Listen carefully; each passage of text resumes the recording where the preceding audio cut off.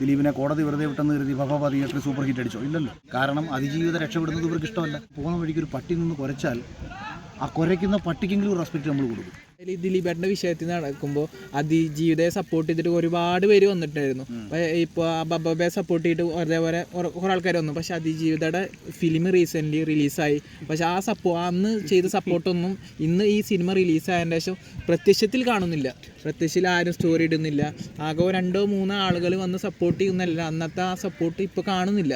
എന്താണ് ഈ ശ്രദ്ധിച്ചിട്ടുണ്ടാവും ഞാൻ വിചാരിക്കുന്നു.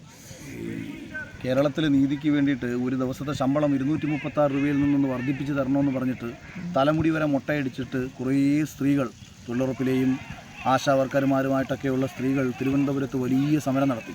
നിങ്ങൾ അവിടെ എവിടെയെങ്കിലും ഈ ടീമുകളെ കണ്ടിട്ടുണ്ടോ?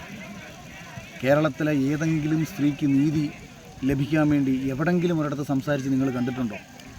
മലയാളത്തിൽ അതിജീവിതയുടെ സിനിമ ഇപ്പോൾ ഇറങ്ങിയത് പോട്ടെ, ഇതിനു മുമ്പ് ഇറങ്ങിയിട്ടുണ്ടല്ലോ. ഷാജി കൈലാസ് സാർ സംവിധാനം ചെയ്ത് ഒരു സിനിമ ഇറങ്ങിയല്ലോ. എന്തായിരുന്നു അതിൻ്റെ അവസ്ഥ?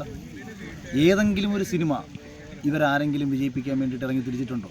കാരണം അതിജീവിതം രക്ഷപ്പെടുന്നത് ഇവർക്ക് ഇഷ്ടമല്ല. അതിജീവിതയ്ക്ക് നീതി കിട്ടുന്നതും ഇവരുടെ ലക്ഷ്യമല്ല. ഇവരുടെ ലക്ഷ്യം ഇവർക്ക് വിരോധമുള്ള ഒരാളെ പൊതുസമൂഹത്തിൽ ഏത് രീതിയിലും മോശക്കാരനാക്കി ചിത്രീകരിക്കുക എന്നത് മാത്രമാണ് ലക്ഷ്യം.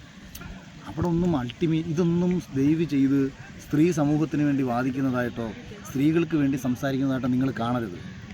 വെറും ഷോ ഓഫിനപ്പുറം, സ്വന്തം കാര്യത്തിനപ്പുറം, സ്വന്തം താല്പര്യങ്ങൾക്കപ്പുറം ഒന്നും ഇതിനൊന്നും ഇല്ല. അതുകൊണ്ട് തന്നെ നമ്മൾ ഇവരുടെയൊക്കെ അഭിപ്രായങ്ങൾക്ക് ഇപ്പം ഞാൻ പോകുന്ന വഴിക്ക് ഒരു പട്ടി നിന്ന് കുരച്ചാൽ ആ കുരയ്ക്കുന്ന പട്ടിക്കെങ്കിലും ഒരു റെസ്പെക്റ്റ് നമ്മൾ കൊടുക്കും.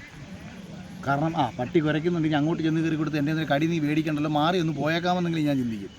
അത്രയും പോലും ഞാൻ ഇവരുടെ ഒന്നും അഭിപ്രായങ്ങൾക്ക് പൊതുവേ ഞാൻ വില കൊടുക്കാറില്ല. ഇനി വില നമ്മൾ 100% കൊടുക്കാം, 100% കൊടുക്കാം. പ്രവൃത്തിയും വാക്കും ഒന്നായിരിക്കണം.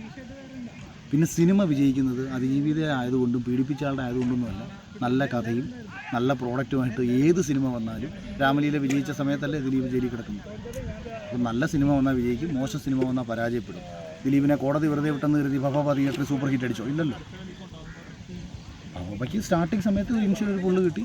ആ പടത്തിന് പിന്നീട് അതിന് ശേഷം പരാജയം സംഭവിച്ചതായിട്ട് തന്നെയാണ് വിലയിരുത്തുന്നത്. മോഹൻലാലും കൂടെ ഉണ്ടായിട്ട് അത് നമ്മൾ സിനിമയുടെ ജയപരാജയങ്ങൾ അതിനെക്കുറിച്ച് കൂട്ടിക്കെട്ടണ്ട. പിന്നെ ഇതെല്ലാം ഞാനൊരു സ്ഥലത്തും അതിജീവിതയും തള്ളിപ്പറഞ്ഞിട്ടില്ല, ഒരു സ്ത്രീകളെയും തള്ളിപ്പറഞ്ഞിട്ടില്ല. അൾട്ടിമേറ്റ്ലി യാഥാർത്ഥ്യം പറഞ്ഞു എന്നുള്ളത്.